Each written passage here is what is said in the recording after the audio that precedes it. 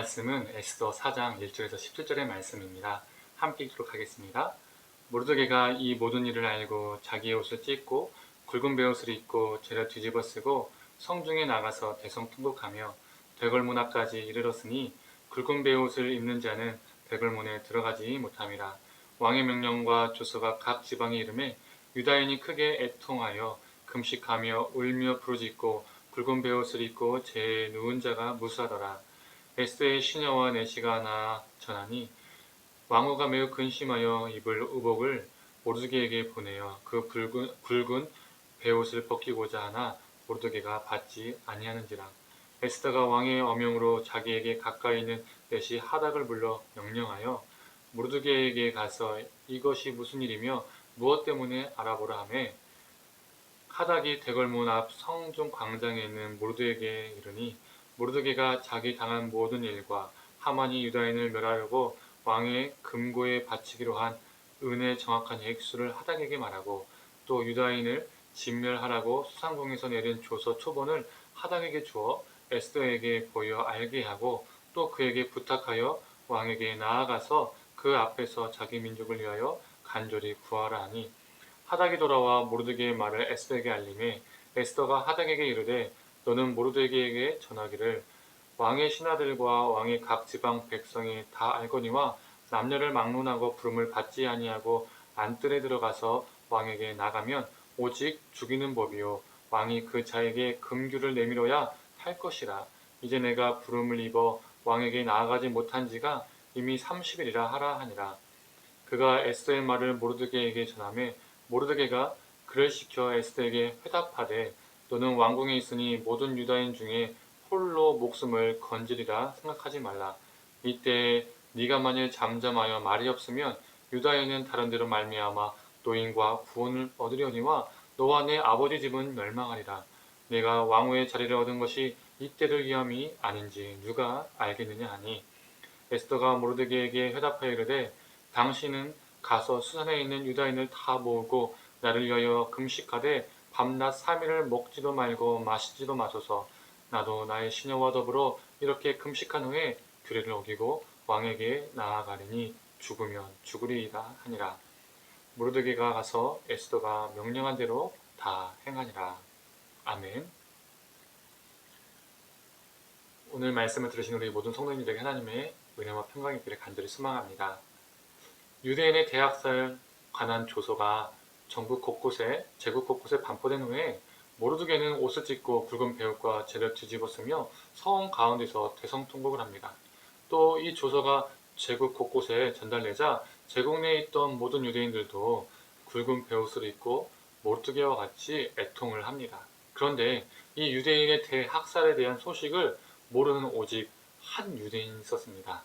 그는 누굴까요? 바로 왕후 에스더였죠. 왕후를 돌보는 내시와 시녀들을 통해서 모르드게가 붉은 베옷을 입고 통곡한다는 소식은 들었지만 정확한 까닭은 몰랐었습니다. 그래서 그 이유를 알고자 평상복을 보내서 베옷을 벗고 평상복을 입고 입궐하기를 원했던 것이죠. 그 당시 굵은 베옷을 입고 궁궐 안에 들어가지 못하는 것이 일반적인 관례였기 때문에 모르드게를 궁 안으로 들이기 위해서 평상복을 보냈던 것입니다.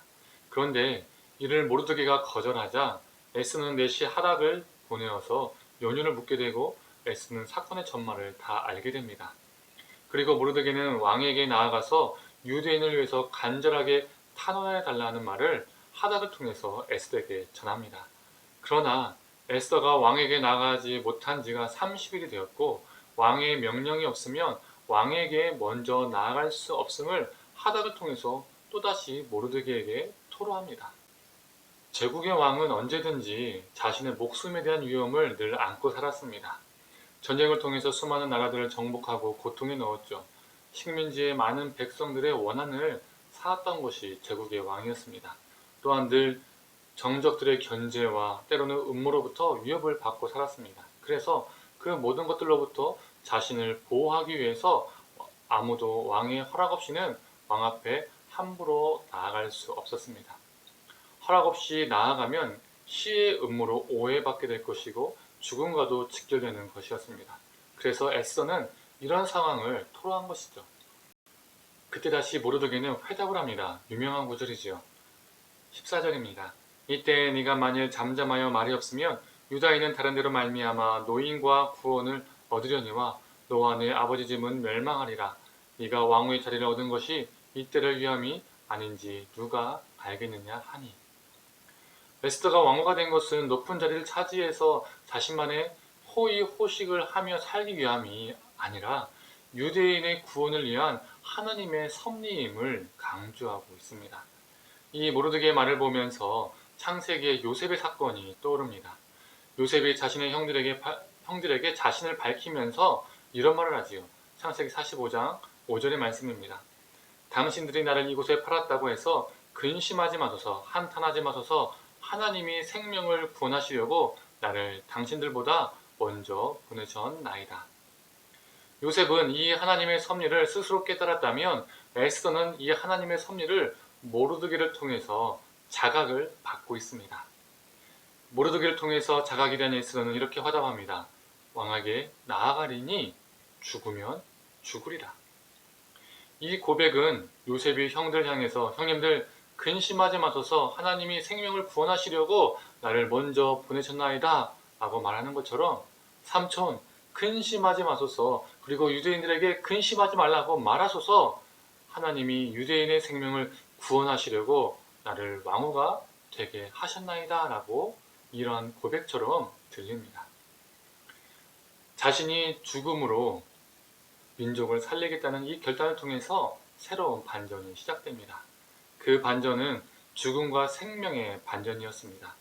그리고 그녀의 결단은 요한복음 12장 24절의 말씀을 떠오르게 합니다. 내가 진실로 진실로 너희에게 이르노니 한 알의 밀이 땅에 떨어져 죽지 아니하면 한 알 그대로 있고 죽으면 많은 열매를 맺느니라.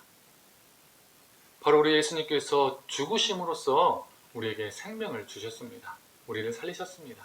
우리 그리스도인의 삶은 바로 이것입니다. 내가 누군가를 죽여서 사는 것이 아니라 내가 죽어서 누군가를 살리는 삶입니다. 우리 기독교 역사 속에서 기독교가 타락했을 때는 누군가를 희생시켜서 기독교를 지키려 할 때였습니다.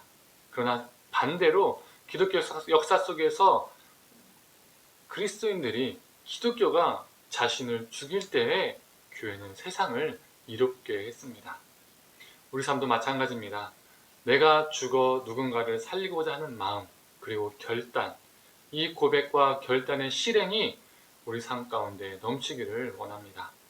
우리가 예수를 믿게 된 것은, 우리가 이렇게 살아가는 것은, 우리가 각자의 삶에서 무엇인가 된 것은 그게 주부이든 직장인이든 사장이든 학생이든 그게 무엇이 되었든 우리가 각자의 삶의 자리에 있는 것은 하나님이 우리를 통해서 생명의 역사를 베풀기 위함이 아니겠습니까? 사랑하는 성도님들, 오늘 하루도 이 하나님의 역사를, 하나님의 섭리를 기대하면서 우리를 통해 하나님의 구원과 생명의 역사가 넘쳐나기를, 흘러가기를 간절히 축원합니다. 기도하겠습니다. 하나님, 에스더가 죽으면 죽으리라는 그 마음으로 자신의 민족을 살리기 위해서 결단하고 실행에 옮기고자 하는 모습을 보게 됩니다. 하나님, 우리도 이러한 마음이, 이러한 삶이, 이러한 결단이 우리 삶 가운데 있게 하여 주시옵소서. 예수님께서 죽으심으로 우리를 살리셨던 것처럼 하늘의 밀알이 땅에 떨어져 죽고 썩어져서 수많은 열매를 맺는 것처럼 이것이 죽음과 생명의 원리인 것을, 질서인 것을 우리가 기억하면서 우리가 살기 위해서 누군가를 죽이는 것이 아니라 우리가 죽음으로 누군가를 살리는 존재가 되게 하여 주시옵소서. 우리가 예수를 믿는 것이, 우리가 이렇게 살아가는 것이 누군가의 생명 구원을 위함이 아닌가, 이 질문을 매 순간마다 우리 삶 속에 던지면서 살아가게 하여 주시옵소서. 그래서 우리 삶을 통해서 많은 이들이 하나님의 구원을, 하나님의 생명을 경험한 역사가 있게 하여 주옵소서. 감사드리며 사랑에 만하신 예수님의 이름으로 기도드립니다. 아멘.